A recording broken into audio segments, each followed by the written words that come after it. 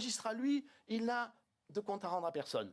Il a des pouvoirs que personne n'a dans la société. Personne. Qui ne sont conditionnés par rien. Et donc, voilà, je trouve ça tout à fait légitime, en tout cas d'ouvrir ce débat. Ce débat mérite d'être ouvert, et n'en déplaise à M. Alain Juppé.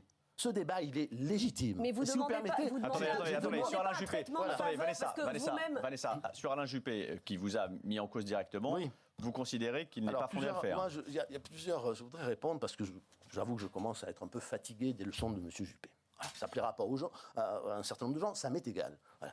Je le connais depuis 30 ans. Je le connais depuis les guerres absolument terribles qui l'ont opposé à Philippe Séguin, notamment, et à Charles Pasqua, du temps du RPR. Je voudrais d'abord faire remarquer à Alain Juppé que les guillemets ne servent pas à encadrer des expressions inappropriées, mais simplement des citations. Donc quand on est agrégé de lettres, on fait un peu attention à l'usage du français. Même quand on veut être désagréable, c'est pas la peine en plus de tordre la langue française. Premièrement. Deuxièmement, je croyais que les épreuves de la vie avaient enfin débarrassé Alain Juppé de cette épouvantable arrogance, de cet épouvantable mépris dont il accable depuis toujours tous ceux qui sont en désaccord avec lui. Eh bien, force est de constater que non. J'ai déjà vécu ça pendant la campagne des européennes.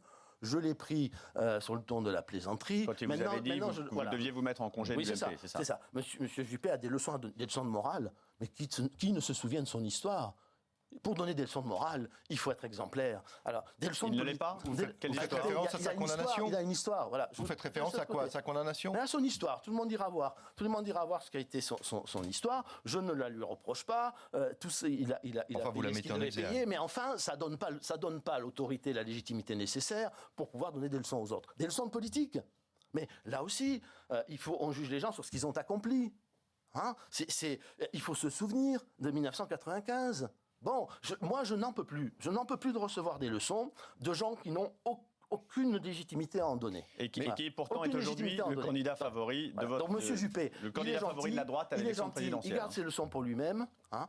Nous avons des divergences profondes sur la politique, sur la République, sur l'État, sur la nation, sur l'Europe, où nous les assumons sans arrogance, sans mépris, sans cette morgue insupportable qui est celle des technocrates, qui nous a amenés d'ailleurs à la situation actuelle et au discrédit de la classe politique, qui véhicule une pensée unique et une orthodoxie qui ont été un désastre pour la République française et pour la démocratie française depuis 30 ou 40 ans. Donc on laisse ça de côté, on expose gentiment ces différences et ces divergences. J'en ai une.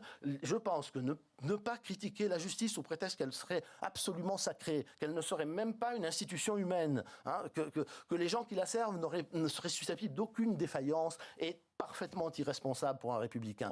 Parfaitement irresponsable. Extraordinairement dangereux. Non, mais alors quoi? Je ne peux pas critiquer l'Europe parce que l'Europe, telle que la voit M. Juppé, elle est sacrée. La justice, telle que l'imagine M. Juppé, elle est sacrée.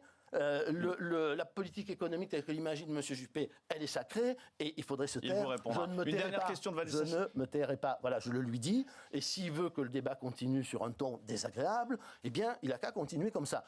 Une dernière question courte de Vanessa Schneider avant la pause. D'avoir un débat d'une autre nature. De Vanessa Schneider pour une courte réponse. Eh bien, j'espère qu'il l'aura entendu parce que moi j'ai entendu ces deux leçons, celle des européennes et celle qu'il vient de donner. Allez, une dernière question avant la pause. Et je les récuse toutes les deux.